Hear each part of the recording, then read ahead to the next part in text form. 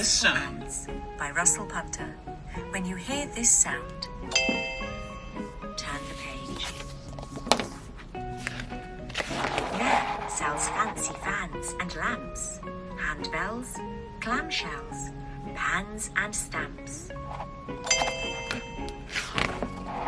But customers just stay away, and so she sits and knits all day.